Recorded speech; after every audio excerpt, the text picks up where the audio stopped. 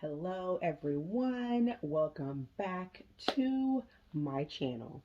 So in today's video, we are going to be doing a market update for the state of Ohio. Stay tuned.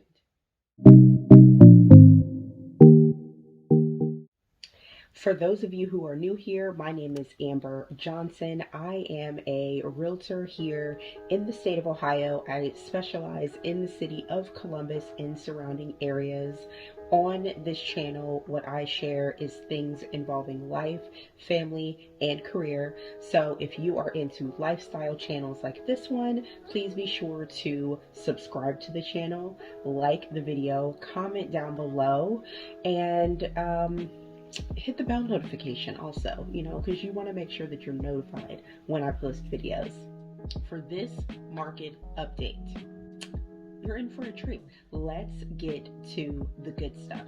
These numbers, just want to preface, these numbers are for March. So what happens is the data that gets reported for the following month is for the previous month. So these numbers that came out for April are March's numbers. So when we get into May, they will be for April's numbers, so forth and so on. Anyway, now that that is out of the way, I want to go over the numbers for the month of March. And I do have notes next to me just in case you're wondering why I'm looking off camera, because I wasn't going to be able to memorize that. Like, let's just be real here. For the month of March, we actually had 2,430 closed sales. So for the state of Ohio, we had 2,430 closed sales. And that brings the year-to-date sales to 6,289 closed sales. That is awesome. That is absolutely awesome. The average sales price during this time period was $318,826. That's actually an increase of 11.9% from the previous year.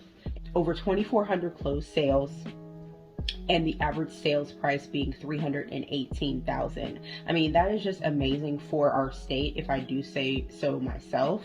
So as far as new listings, there were 3,291 new listings during the month of March, which is actually an increase of 6.4%. So what I noticed as far as trends from the numbers that I pulled is that there's definitely been an increase from last year to this year.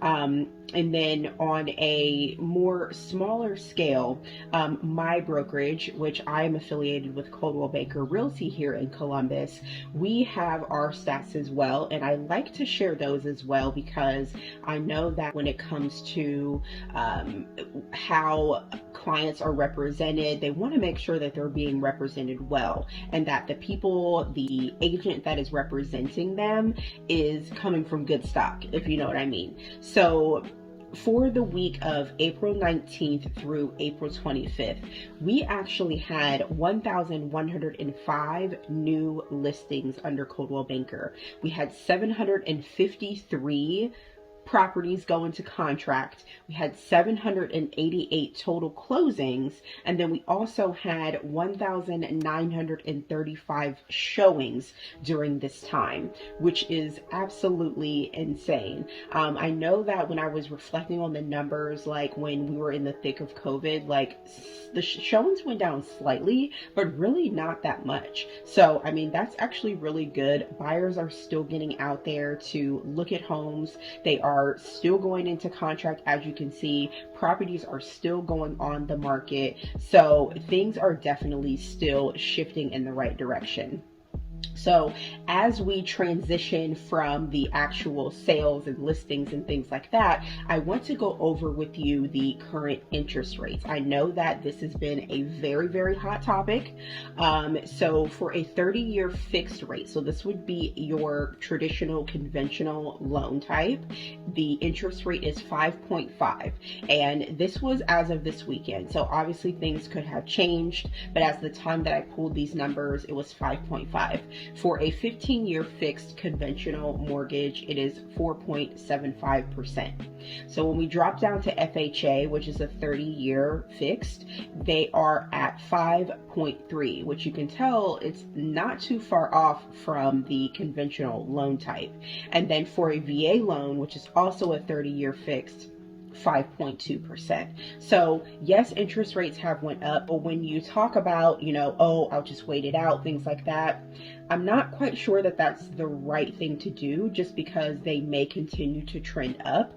And I'm going to be honest with you, I've talked to several people that have purchased houses, like they've been homeowners for like, the 10 years, things like that. They were purchasing homes at like 8-9%. So when you really look at it, the interest rates, I think people got a little bit spoiled, in my opinion, with the lower interest rates, but they're still lower than they were, in the past. So I definitely think that buyers should be still taking advantage. I don't think that they should be waiting, because I do truly believe that there is a cost when it comes to waiting.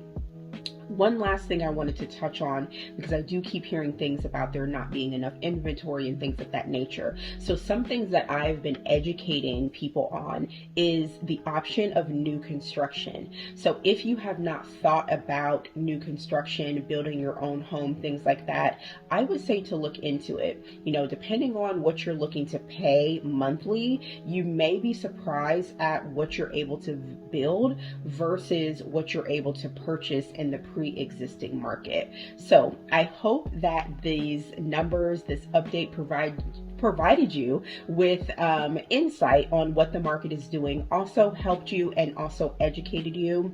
If you are in the city of Columbus or surrounding areas, make sure you reach out to me. I will always put my contact information below. I am always willing to help.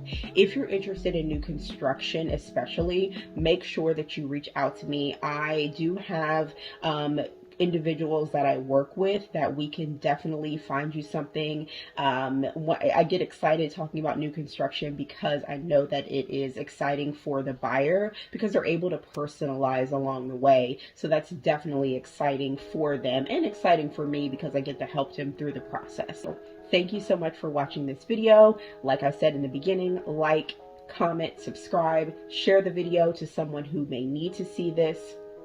Also, make sure you are staying connected with me on my social media, and I look forward to seeing you guys in the next video. See you later.